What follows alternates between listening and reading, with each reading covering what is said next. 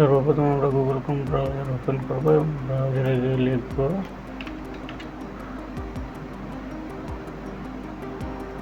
One 1.0.0.2 enter দেব এবং এখানে আমরা কন্টিনিউ করব।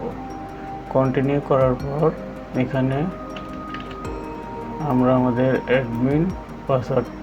অ্যাডমিন বসাবো এবং এখানে অ্যাডমিন পাসওয়ার্ড বসাবো। তো এখানে আমি লিখলাম ওয়ালটন এবং এখানে লিখব ওয়ালটন অ্যাডমিন। লেখার পরে এখানে সাইনিংয়ে ক্লিক করব। এখান থেকে আমরা নেভার সেভ দেব। আমাদের রাউটারের ইন্টারফেসটি ওপেন হয়ে গিয়েছে। এখানে ডিএসসিপি ক্লায়েন্ট থেকে আমরা সিলেক্ট করব ট্রিপল পিপিও এবং এখানে আমরা আমাদের ইউজার আইডিটি আইএসপির দেওয়া ইউজার আইডিটি বসাবো। সো আমি আমার আইএসপির দেওয়া ইউজার আইডিটি এখন বসাবো। যেহেতু আমার আগে থেকে কপি করা ছিল,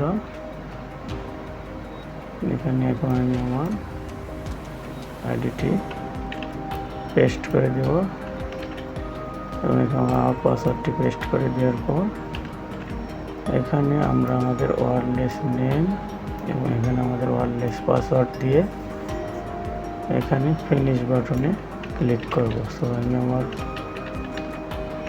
ওয়্যারলেস নেমটি বসাইতেছি সরকার ওয়াইফাই এবং এখানে আমি আমার পাসওয়ার্ড বসাবো। পাসওয়ার্ড বসানো হয়ে গেলে এখানে ফিনিশে ক্লিক করব। তাহলে আমাদের ট্রুং রাউটারটি কনফিগার হয়ে যাবে। সো আপনি এভাবে আপনার ট্রুং রাউটারটি কনফিগার করতে পারবেন কোনো রকম ঝামেলা ছাড়া। সো এখন আপনাদের কিছু সময় নেবে এবং রাউটারটি সেট আপ হয়ে যাবে এবং আপনি আপনার রাউটারে ইন্টারনেটটি চালাতে পারবেন। সো এখন আমরা এই যে অপশনটা দেখতেছেন, এটা হলো রাউটারের ডিফল্ট গেটওয়ে। এখানে bridge mode, wireless, ISP mode এবং আমরা আমাদের যেহেতু অ্যাডমিন পাসওয়ার্ড চেঞ্জ করবো, পাসওয়ার্ডে যাব এবং এখানে পাসওয়ার্ডটি বসাবো। এখানে কনফার্ম পাসওয়ার্ড নিউ পাসওয়ার্ড বসাবো এবং এখানে কনফার্ম পাসওয়ার্ড বসাবো। সেভ অ্যান্ড অ্যাপ্লাই ক্লিক করব এবং সেভ দেব। তাহলে আমাদের রাউটারটি অ্যাডমিন পাসওয়ার্ড চেঞ্জ হয়ে যাবে।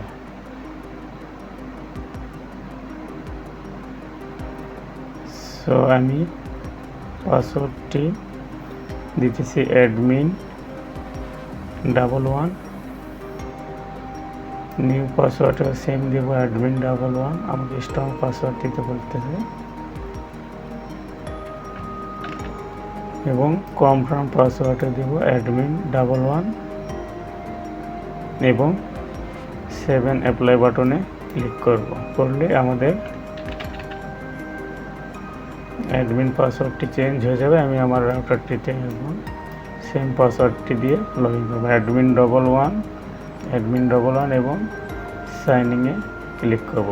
সো এভাবে আপনি আপনার রাউটারের অ্যাডমিন পাসওয়ার্ডটি পরিবর্তন করতে পারবেন কোনো রকম ঝামেলা ছাড়া।